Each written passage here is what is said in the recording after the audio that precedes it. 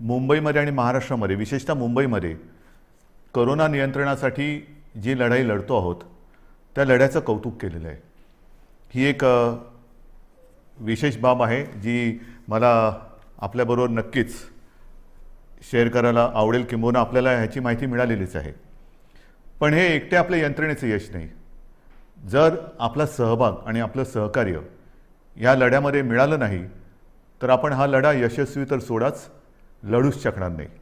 म्हणून पहिल्या प्रथम मी आपल्या सर्वांना धन्यवाद देतोय की आपण अत्यंत संयमाने, जिद्दीने आणि शिस्तीने ह्या लढाईमध्ये शासनाला आणि महापालिकेला, मुंबई महापालिकेला मदत करत आहात।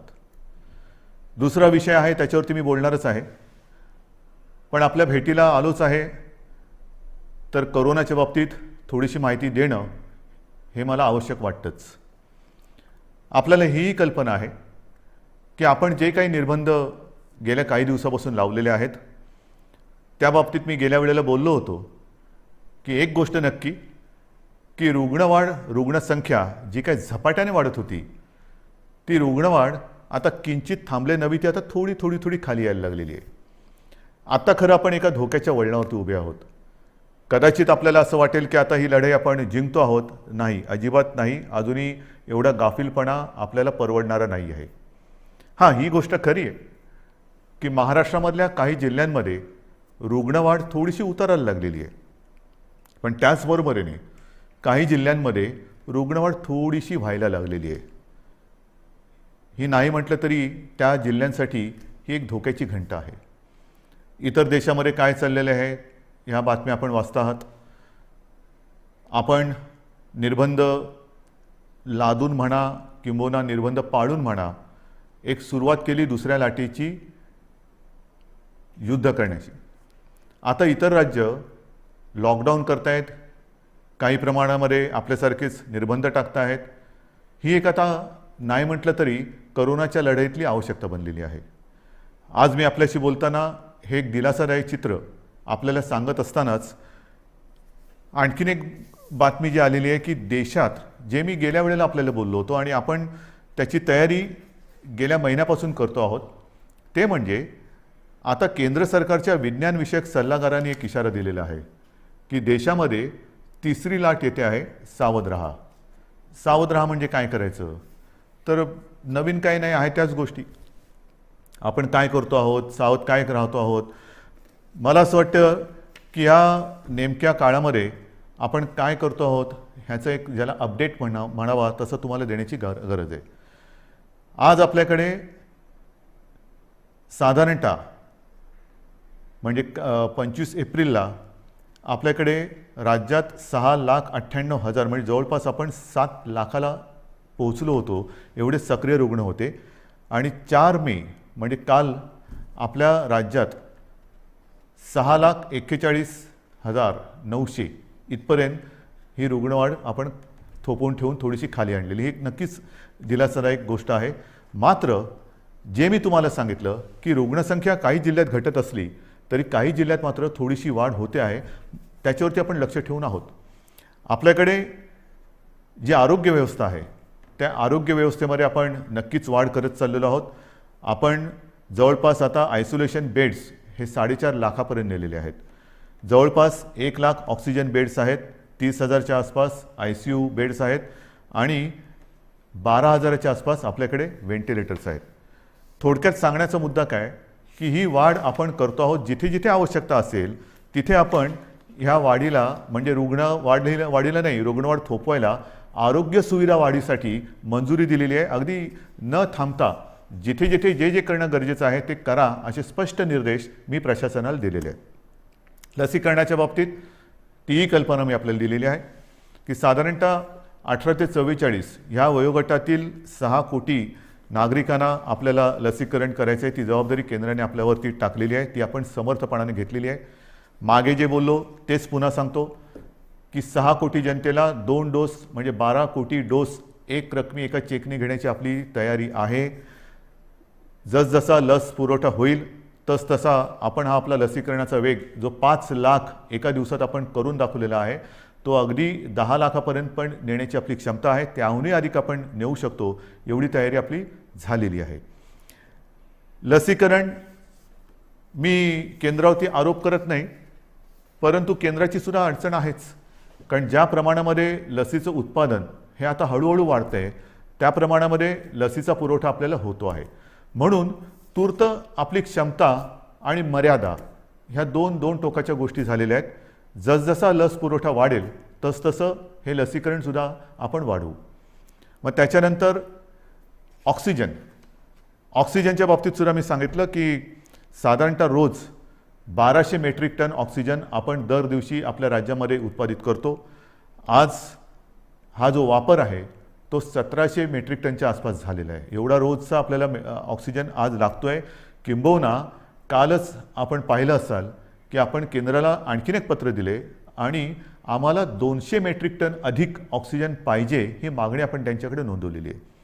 1200 मेट्रिक टन हा आपल्या राज्यात उत्पादित होणारा ऑक्सिजन आणि त्याच्यावरचा 500 मेट्रिक टन ऑक्सिजन आहे तो केंद्र सरकार आपल्याला इथून तिथून राज्यातून बाहेरच्या राज्यातून नेण्यासाठी किंवा देण्यासाठी त्यांनी आपल्याला एक परवानगी दिलेली किंवा मंजुरी दिलेली आहे.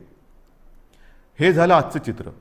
पण तिसऱ्या लाटेसाठी तयार राहा हे जे काय आता आपल्या केंद्राचे देशाचे वैज्ञानिक सल्लागार बोलत आहेत, आपण याची तयारी सुरू केलेली आहे.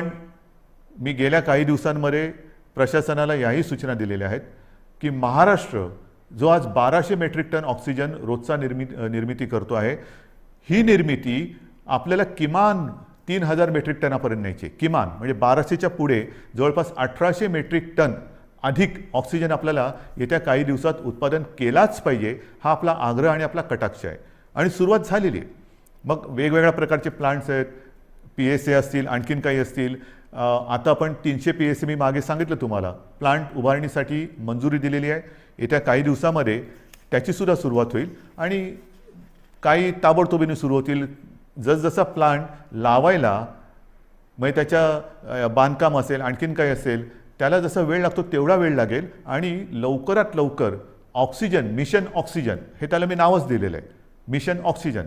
येत्या काही दिवसात महाराष्ट्र हा ऑक्सिजनच्या बाबतीत स्वयंपूर्ण झालाच पाहिजे, ही आपली अटकळ नव्हे, हे आपलं कर्तव्य आहे आणि त्या दृष्टीने आपण हालचाल हे करतो आहोत. आणखीन एक गोष्ट हे आता तुम्हाला थोडंसं सांगणं मला गरजेचं आहे. रेमडेसिवीरच्या बाबतीत मी तुम्हाला सांगितलेलं आहे, हळूवारपणाने केंद्र आपल्याला जो कोटा त्यांनी दिलेला आहे त्याच्यात हळूवार वाढ होते आहे. अजूनही पूर्ण जेवढी आवश्यकता आहे तिथपर्यंत आपण पोचलेलो नाही, पण हळूवारपणाने त्याच्यात थोडी प्रगती होते आहे आणि रेमडेसिवीरचा पुरवठा हा आवश्यकतेनुसार आपण प्रत्येक जिल्ह्याला करतो आहोत. काही जणांची तक्रार आहे की आमच्याकडे एवढे रुग्ण असताना आमच्याकडे एवढेच इंजेक्शन्स येतात. ही तक्रार आहे, जरूर आहे, पण त्यासाठी आपण आणखीन एक गोष्ट सुरू केलेली आहे.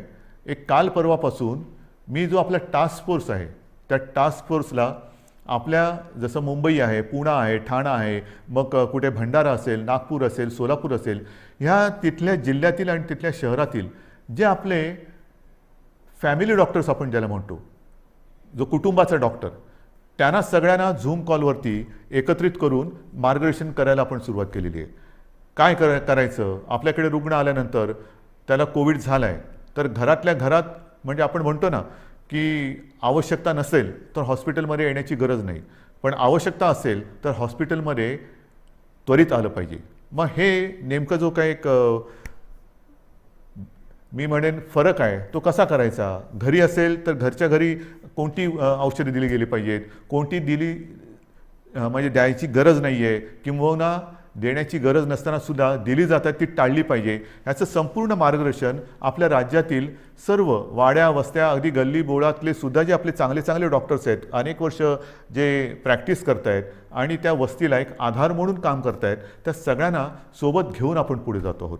रेमडेसिवीर असेल, अगदी इतर काही गोष्टी असतील, या सगळ्या बाबतीत आपण स्वयंपूर्ण होण्याच्या दृष्टीने वाटचाल करतो आहोत की जेणेकरून दुसरी लाट तर लवकर थोपवायची आहेच, पण तिसरी लाटसुद्धा जर का आली तर तिचा घातक दुष्परिणाम आपल्या राज्यावरती होऊ द्यायचा नाही, हा चंग बांधून आपलं महाराष्ट्र सरकार काम करत आहे. हे झालं एक करोनाच्या बाबतीतचं. मग दुसरा मुद्दा आहे तो साहजिकच आहे.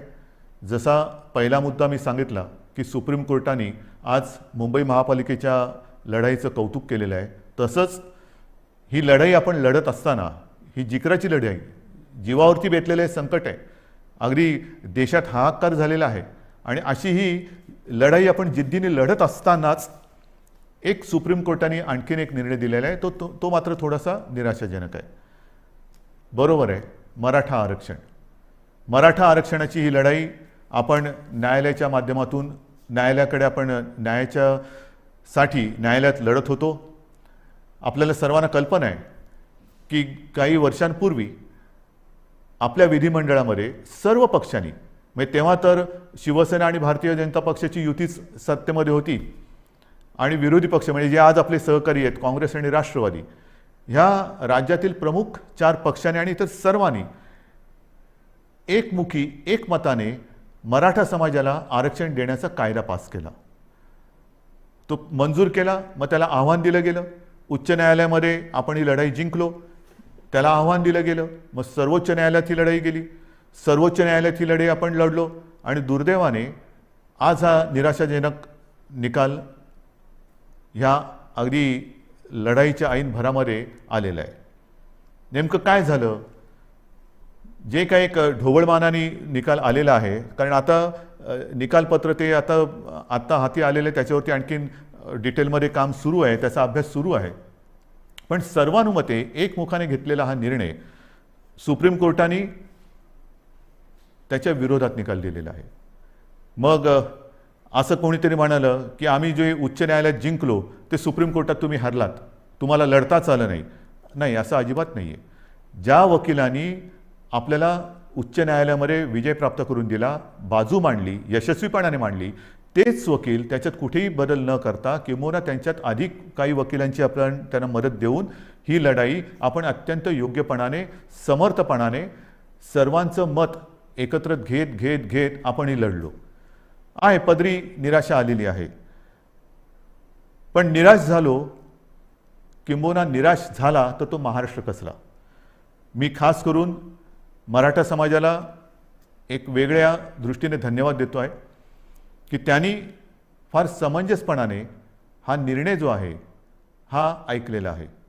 कुठेही थैथयाट केला नाही, आदळआपट केली नाही. त्याच्याबद्दल मी तमाम माझ्या मराठा समाजातील माता भगिनींना, बांधवांना हात जोडून धन्यवाद देतो आहे. आणि त्यांच्या नेत्यांनी सुद्धा, मी विशेष उल्लेख करेन, छत्रपती संभाजीराजे यांनी सुद्धा अत्यंत समंजस्याने आपली प्रतिक्रिया दिलेली आहे.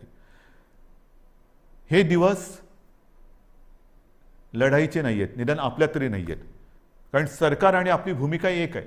जर सरकार ह्या निर्णयाच्या म्हणजे आरक्षणाच्या विरोधात असतं तर लढाई मी समजू शकत असतो, पण सरकार आपल्यासाठी लढतंय, आपली बाजू मजबूतीने सुप्रीम कोर्टात मांडते किंबहुना ती मांडली, आणि तरीसुद्धा हा एक निराशाजनक निर्णय आल्यानंतर मला असं वाटतं अजूनही लढाई संपलेली नाही आहे. कारण लढाई केव्हा संपते? सगळं काही अंधार पसरतो तेव्हा. आज माननीय सर्वोच्च न्यायालयाने आपल्याला हा निकाल देत असताना म्हणजे त्यांनी सांगितलं की हा तुमचा अधिकारच नाही आहे. जे एक कमिशन, गायकवाड कमिशन आपण नेमलं होतं, त्याच्या शिफारशीसुद्धा त्यांनी सांगितलं की त्यासुद्धा त्यांनी बाजूला ठेवलेल्या आहेत. मग काय करायचं नेमकं? आता काय करणार तुम्ही म्हणता ही लढाई संपलेली नाही. मग सर्वोच्च न्यायालयाने निकाल दिल्यानंतर सुद्धा पुढे काय? आता पुढे आहे सर्वोच्च न्यायालयाने निकाल देताना मला असं वाटतं पुढचा मार्ग दाखवलेला आहे की कुठे न्याय मिळेल आपल्याला, हे सर्वोच्च न्यायालयाने दाखवलेलं आहे. कारण सर्वोच्च न्यायालयाने सांगितलं की आरक्षण देणं, मग बाकीचे किचकटपणात मी जात नाही आहे.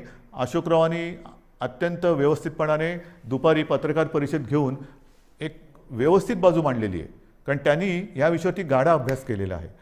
गेले काही महिने, 1-1.5 वर्ष माननीय अशोकरावांनी किती बैठका याच्यासाठी घेतल्या असतील, किती जणांशी बोलले असतील, किती जणांशी चर्चा केली असेल, हे त्यांनाच माहिती.